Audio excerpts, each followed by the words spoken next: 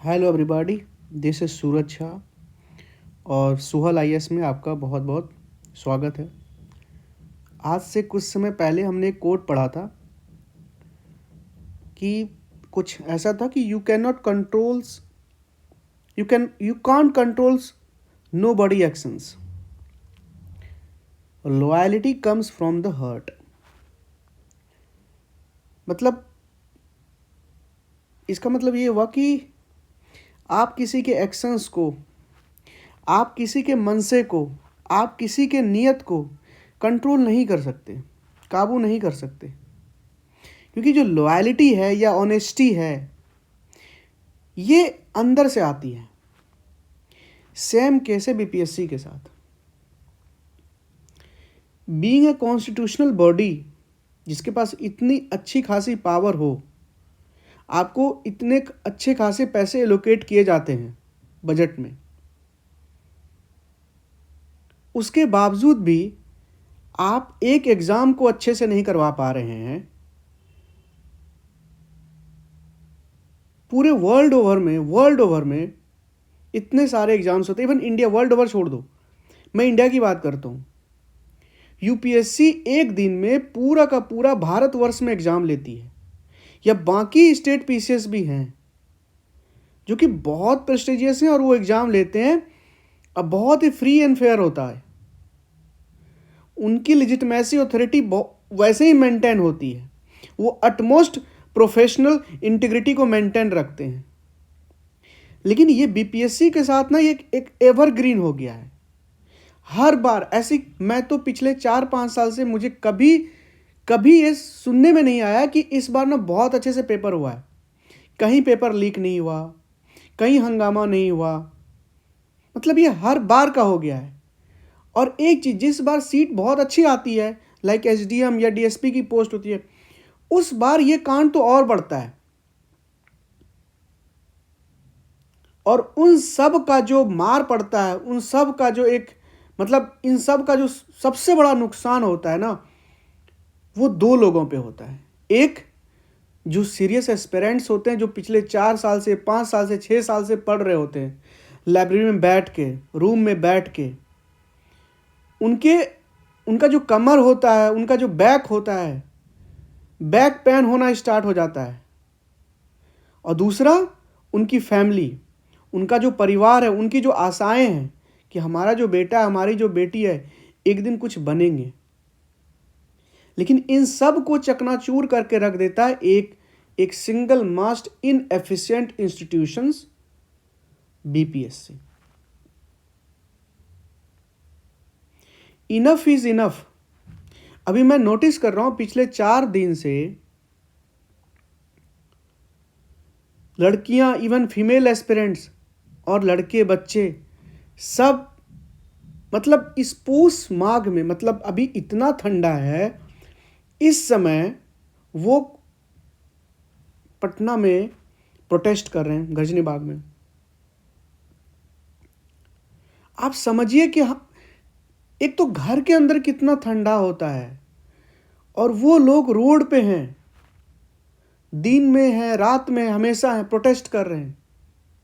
ये कितना पेनफुल है। हम पढ़ें या हम प्रोटेस्ट करें? क्या स्टूडेंट का अब ये काम रह गया है कि हम जाके प्रोटेस्ट करें? क्या ये है आपका सुशासन का सरकार? कि ये है आपका एफिशिएंट एडमिनिस्ट्रेशन? ये है आपकी प्रोफेशनल इंटीग्रिटी? आप कहते हैं कि आपका सिस्टम रोबस्ट है। अरे भाई, रोबस्ट है तो फिर ऐसा क्यों हो रहा है यार? इससे बच्चों के ऊपर क्या प्रभाव पड़ता है, ये वो नहीं समझ सकते। ये वही समझ सकते जो बच्चे हैं, उनके अलावा कोई नहीं समझ सकता, कोई नहीं समझ सकता। ये उन पे बीतती है। जब उनको पता होता है कि उनके 95 मार्क्स आ रहे हैं, 90 मार्क्स आ रहे हैं, फिर भी वो इस फियर में है कि उनका होगा कि नहीं होगा। मैं आपको ना एक क्रोनोलॉजी बताता हूं, ध्यान से सुनिएगा। मेरे अंदर ना अभी सच में, मुझे बहुत गुस्से में, बहुत दिन से इस पे चुप था, मुझे लगा कुछ ना कुछ होगा, कुछ ना कुछ होगा। लेकिन इतना जिद्दी इंस्टीट्यूशन है, मतलब ट्रांसपेरेंसी 0% है इस इंस्टीट्यूशन में अभी के अभी। 20 सितंबर का डेट था, 20 सितंबर का। 20 सितंबर में उन्होंने बोला कि भाई ऐसे चांसेस हैं कि एग्जाम्स 2 फेज में हो सकते हैं, और नॉर्मलाइजेशन का उन्होंने क्लियर सपोर्ट किया था। 20 सितंबर की बात कर रहा हूं मैं, ठीक है। उसके बाद अगर आप 30 अक्टूबर को आओगे तो मीटिंग जब हुई थी कुछ टीचर, कोचिंग इंस्टीट्यूट के टीचर के साथ, तो उस वहां भी बीपीएससी वालों ने इन 2 चीज़ों को सपोर्ट किया कि भाई फेजेस में हो सकते हैं, और नॉर्मलाइजेशन को उन्होंने वहां भी सपोर्ट किया था, ठीक है। लेकिन रिटर्न कुछ नहीं दिया, कुछ रिटर्न क्लैरिफिकेशन दिया ही नहीं 6 तारीख तक, 6 दिसंबर तक। आप सोचिए कि 13 को एग्जाम है किसी का, 6 तक कुछ बताया नहीं गया। कई बच्चे का तो पढ़ाई यहां से डिस्टर्ब हुआ होगा। ये जो एक इनडिफरेंस एटीट्यूड दिखाया है, ये जो इनसेंसिटिविटी दिखाया है बीपीएससी ने, और उसके बाद स्टूडेंट को बोला गया कि आप नॉन सीरियस हैं, स्टूडेंट नॉन सीरियस है। भाई जो बच्चा 10 घंटे 12 घंटे बैठ के लाइब्रेरी में घर में पढ़ रहा है वो नॉन सीरियस है। हाउ डेयर यू, आपकी हिम्मत कैसे हुई बोलने का। आप बंद कमरे में एसी में आपका जो मन होगा, आप एक डेमोक्रेटिक सिस्टम में वो बोलेंगे।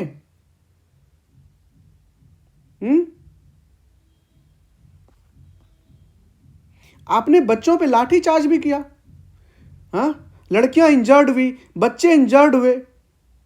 How day you. क्या वो वहां पे आर्म से लेके खड़े थे? क्या उनका जो डिमांड था वो गलत था? हाँ, ये सब जानता है कि नॉर्मलाइजेशन कितना बिग बड़ा हर्डल है, बहुत बड़ा इशू है नॉर्मलाइजेशन। आप इसको रेशनली प्रूव करने में लगे हैं। और जब 13 दिसंबर को एग्जाम हुआ तो हम सभी जानते हैं कि बापू सेंटर में क्या हुआ था। ग्रॉस मिसमैनेजमेंट हुआ था, ग्रॉस मिसमैनेजमेंट, और विदाउट एक्सटर्नल सपोर्ट के हो ही नहीं सकता। अगर मेरे दादा दादी बोलते हैं कि अगर पुलिस चाह रहे हैं, पुलिस चाह लेना तो रोड पे रखा हुआ 1 रुपये का सिक्का भी नहीं उठेगा। अगर आपका मन साफ होगा, अगर आप इंटीग्रिटी शो करोगे, अगर आप सोच लोगे कि नहीं मुझे इस एग्जाम को बहुत अच्छे से रोबस्ट तरीके से कंडक्ट करना है, तो वो चीज पॉसिबल है। सारी मशीनरी आपके साथ है, फिर भी ऐसा हो रहा है। हाँ, कैसे हो सकता है? एक प्राइवेट इंस्टीट्यूशंस ऑल इंडिया में टेस्ट करवा लेता है बहुत अच्छे से, वहां कुछ नहीं होता। आपका 38 डिस्ट्रिक्ट में आप सही से करवा नहीं पा रहे। हाँ, बताइए। और आप बड़ी बड़ी बातें करते हैं कि हम ये कर देंगे, हम बीपीएससी का जो लेवल है वो यूपीएससी की तरफ बढ़ा रहे हैं। हाई टॉक्स आपके होते हैं, और जो एक पेपर से सवार के आए हैं वो एक पब्लिक सर्विस कमीशन का पेपर होता है वो।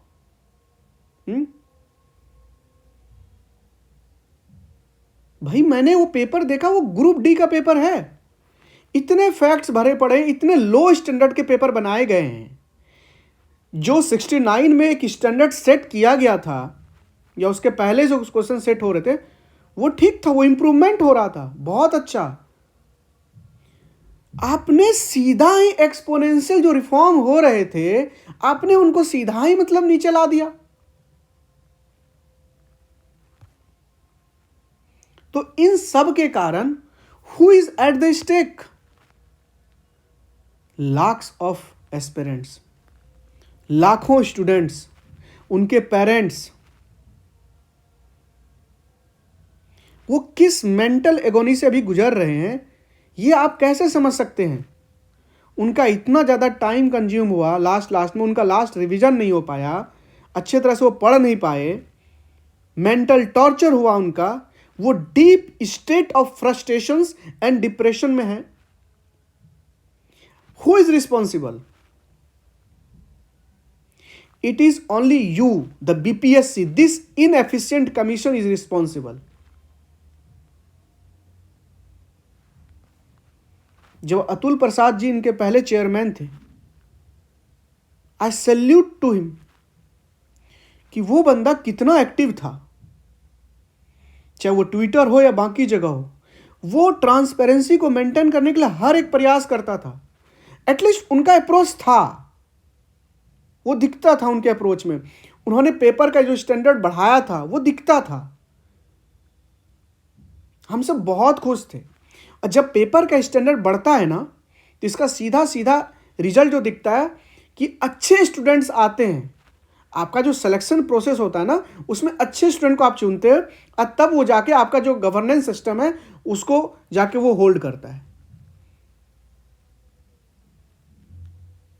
आपने बस रटा रटाया वाला चीज पूछ दिया, मतलब इतना लो स्टैंडर्ड का paper, and you are calling yourself कि आप एक सर्विस कमीशन का पेपर ले रहे हैं। हाँ, बताइए। इसके बाद देखिए, हेजेमनी जो है, एक मोनोपोली जो है, एक जिद्दी कमीशन का। देखिए आपने एडमिट कार्ड 8 दिन पहले निकाले हैं, और वो भी 8 दिन पहले आपने सिर्फ डिस्ट्रिक्ट बताए हैं। अरे भाई, आपको सिर्फ डिस्ट्रिक्ट ही बताना था तो आप 20 दिन पहले बताते ना। बच्चों को टिकट्स नहीं मिल रहे हैं। आपको भी पता है कि बिहार के एग्जाम जो होते हैं, एक तो बिहार अपने आप में बड़ा है, पहली बात तो बिहार के एग्जाम, उसका जो 50% बच्चे तो दिल्ली से आते हैं, बाकी यूपी से आते हैं, कई जगह से आते हैं। उनको पहली बात तो उस समय टिकट्स अवेलेबल नहीं थे, इधर the tickets were not available, और अवेलेबल थे तो वो हाई कॉस्ट पे थे। भाई, बच्चों के पास पैसे इतने नहीं होते हैं, वो 3,000 2,500 आपके टिकट्स में वन साइड के नहीं दे सकते। भाई, एक एक बच्चे के 7,000 रुपये खर्चे हुए हैं आपके एग्जाम देने में। उनका कोर्स खरीदने में वो हेजिटेंट करते हैं 7,000 का, आपका एग्जाम देने में उनका 7,000 बर्बाद हो गया। उसके बाद जब उनको सुनने को ये मिले कि आपके पेपर में धांधली हुई है, आपका पेपर लीक हुआ है, आपकी पेपर में इनएफिशिएंसी पाई गई है, तो सोचिए उन पे क्या बीतती होगी। उसके बाद फेयर तो छोड़ दीजिए आप, जिसको सीट मिले, जिसके पास पैसे बहुत थे, उन्होंने टिकट बुक किए। कई लोग लिटरली खड़े होके गए इस ठंड में। उनके बाद जब वहां गए तो उनको पता चला रूम का रेंट 3,000, 3,500, 4,000 के रूम रेंट। मतलब crony capitalism at its peak. मतलब बच्चे को हर तरफ से उनका एक्सप्लॉयटेशन हो रहा है, हर तरफ से। और उसके बाद लास्ट मिनट चेंजेस भी आपने सेंटर में किए थे 10-11 तारीख को। अरे भाई, आप क्या हो? आप कमीशन हो, you are a constitutional body, assert your self.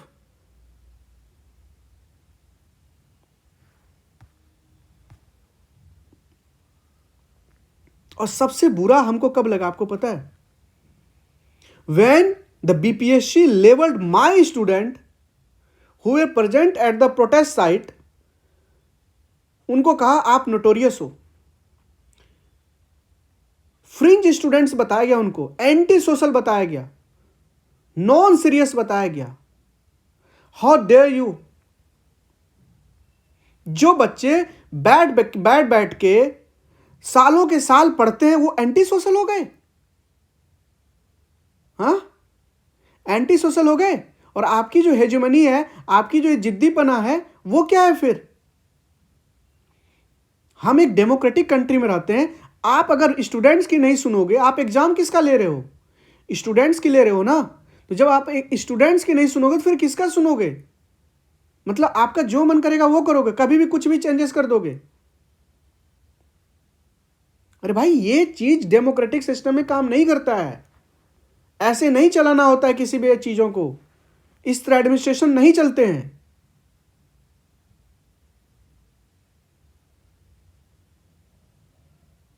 So it is high time for the BPSC, being a constitutional body, uphold the principle in its spirit, rebuild the trust, and show the utmost transparency. and I support re-exam for all. I support re-exam for all.